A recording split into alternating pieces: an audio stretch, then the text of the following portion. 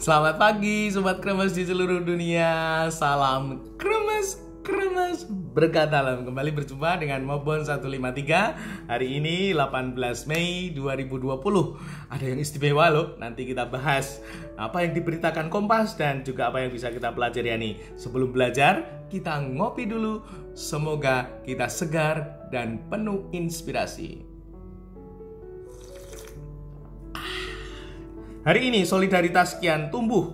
Wah, ini warga makin tumbuh untuk menangani dengan menggalang dana bantuan bagi masyarakat yang membutuhkan ya. Lalu mendekati Idul Fitri Lebaran, pemerintah pertegas larangan mudik. Nah, ini semoga sungguh-sungguh menjadi kewaspadaan dan kesadaran kita semua ya.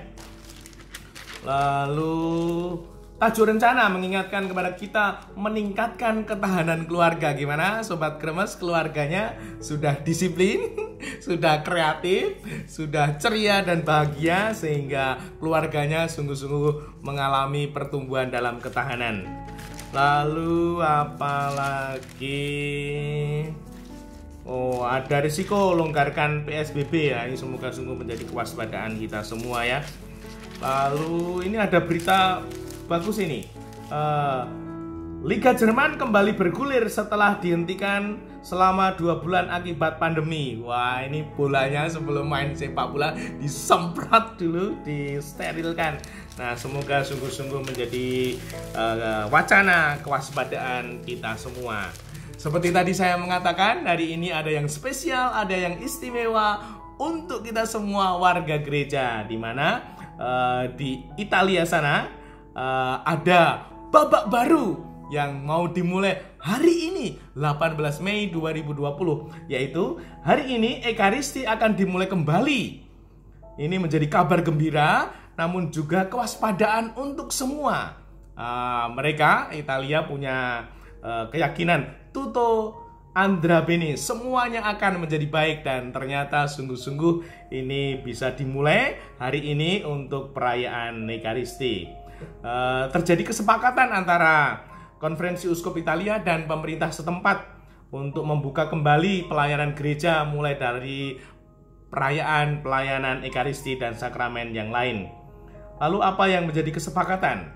Siapa yang boleh ikut Ekaristi? Yaitu dikembalikan kepada kesadaran kebijaksanaan umat, yaitu mereka yang sehat saja, tidak flu, tidak demam, dan suhu tubuh di bawah 37. Nah, semoga sungguh-sungguh menjadi kesadaran. Semua harus mengenakan masker, dan juga sarung tangan selama merayakan Ekaristi. Umat sebelum masuk dan petugas dan siapapun wajib mengambil disinfektan di depan gereja. Kehadiran umat di dalam gereja harus mematuhi jarak aman, yakni duduk mengambil jarak minimal 1 meter. Nah, dalam gereja perayaan Ekaristi dianjurkan tidak melakukan salam damai, hanya perlu nunduk, hormat, senyum, memandang, dan sekedarnya. Lalu sebagai persiapan di paroki-paroki, setiap paroki harus mengusahakan ada relawan, di mana relawan ini tugasnya adalah untuk mengecek kondisi keselamatan dan kepatuhan kedisiplinan umat ya. Apakah umatnya ini sungguh-sungguh pakai masker, pakai sarung tangan, lalu juga posisi duduknya tidak bergerombol. Maka relawan ini menjadi memperlancar dan juga menjaga keamanan umat dan kesehatan umat ya. Lalu di sini juga gereja dianjurkan mengusahakan memastikan kesehatan, kesterilan tempat ibadah, maka harus berkala untuk disterilkan.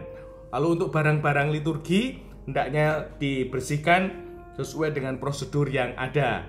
Lalu benda-benda rohani seperti patung dan lain sebagainya yang biasanya disentuh oleh umat, ini dilarang, dibatasi supaya tidak disentuh.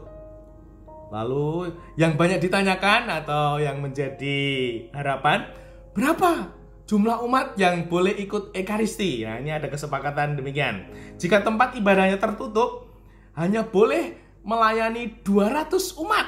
Nah, kalau tempat ibadahnya terbuka, halaman, lapangan begitu, boleh 1.000 umat. Nah, lalu untuk petugas liturgi, umat yang membantu pelayanan liturgi sebisa mungkin diminimalisir.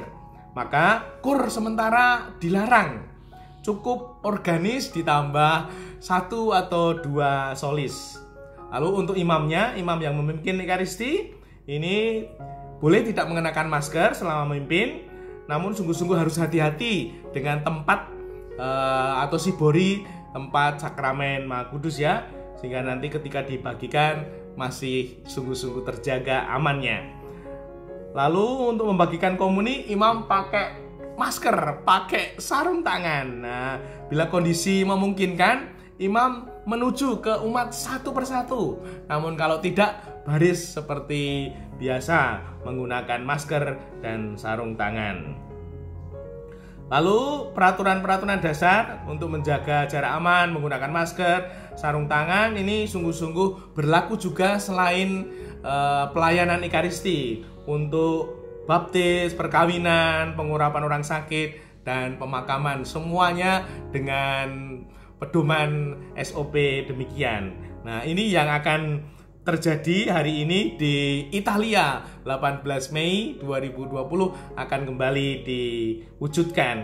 Kata ini sepertinya sulit, susah saya mau Ekaristi saja peraturannya banyak banget.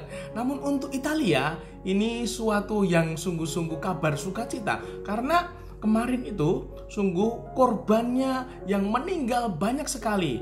Nah, maka ini menjadi tahap babak baru untuk Italia dalam hidup beriman mereka.